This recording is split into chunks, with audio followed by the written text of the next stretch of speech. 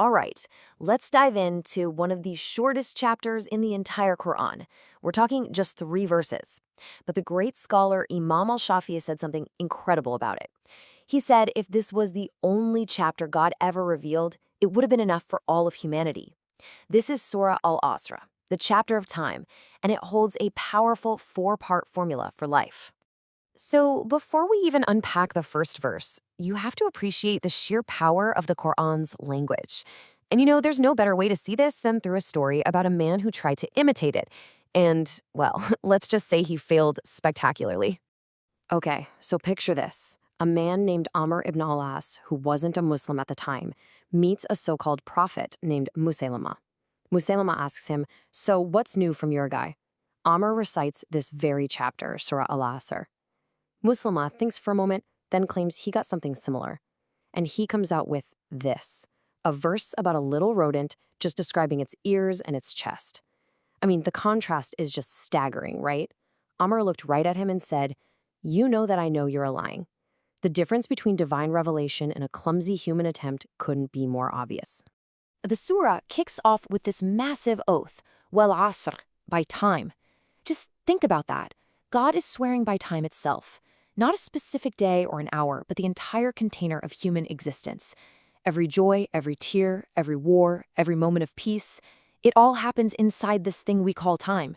So when an oath is taken on something so immense, it's a signal to pay close attention. What's coming next is incredibly important. So after that grand cosmic opening, what's the big declaration? You might expect a promise of easy victory, but nope.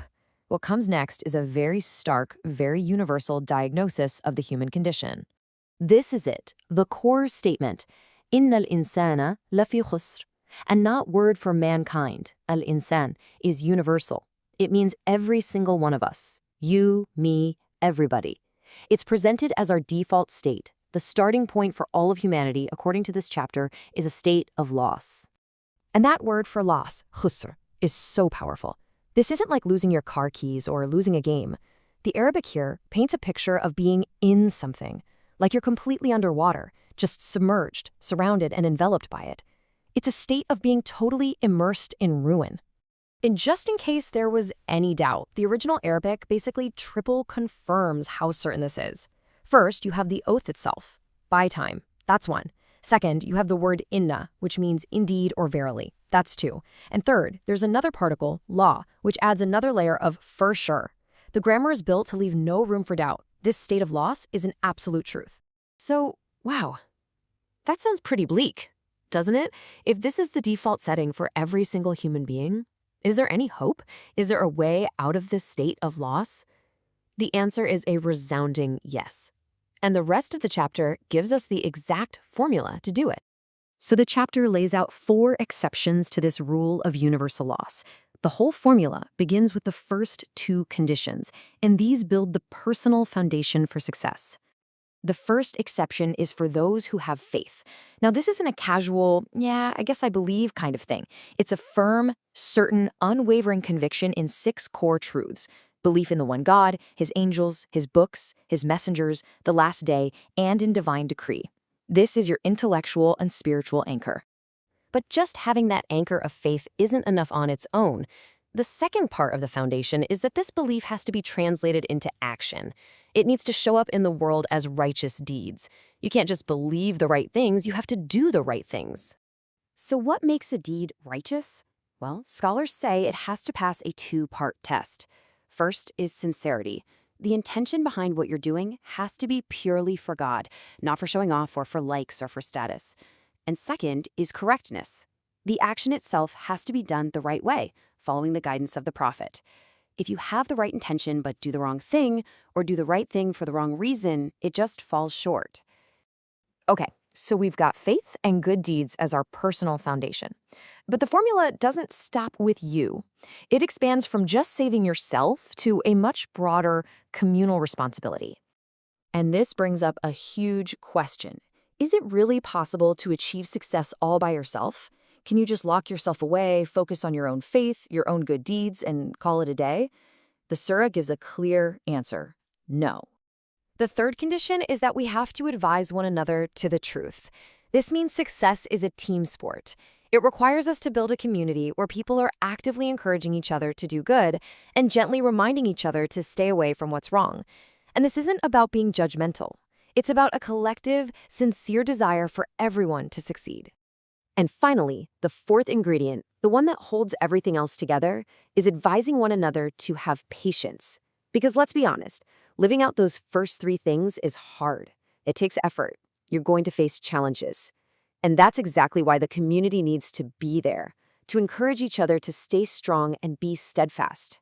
But patience here isn't a passive thing. The scholars actually break it down into three active types. First, there's patience on obedience. That's having the grit to keep doing good, especially when you don't feel like it. Second, there's patience from sin. That's the self-control to restrain yourself from temptation. And third, there's patience over calamity, the strength to face life's difficulties without giving up hope. Let's make that first one super real. You know that feeling when you're just tired, your soul feels lazy, and you really don't want to get up to pray? Patience is the act of pushing yourself anyway. It's saying, I'm going to do this because it's right. That is patience on obedience. And what about patience from sin? Well, we live in a world just filled with distractions, right? Your eyes get drawn to something you know you shouldn't be looking at. Patience in that very moment is the active decision to lower your gaze, to restrain yourself. It's the strength to turn away. So when you put all of these pieces together, what you have in these three short verses is not just a warning. It's a complete roadmap for a successful life, both for you as an individual and for us as a community. And that brings us right back to that powerful quote from Imam al-Shafi'i. He wasn't saying we don't need the rest of the Quran, of course not. His point was that as a wake-up call, as a motivational code for living, this one tiny chapter contains everything a person needs to understand their purpose and find the path out of loss. So to recap, the path out of that default state of loss is this very specific four-part formula. It starts with you, a personal foundation of true faith and righteous actions. And from there, it expands into a shared responsibility, mutually encouraging each other to the truth and giving each other the strength to be patient along the way. And really, that leaves us with a final thought. This guidance was revealed over 1,400 years ago. So in our modern world, with all its crazy complexities, does this simple yet profound four-part formula, faith, action, community, and patience, still hold the key to a truly successful life?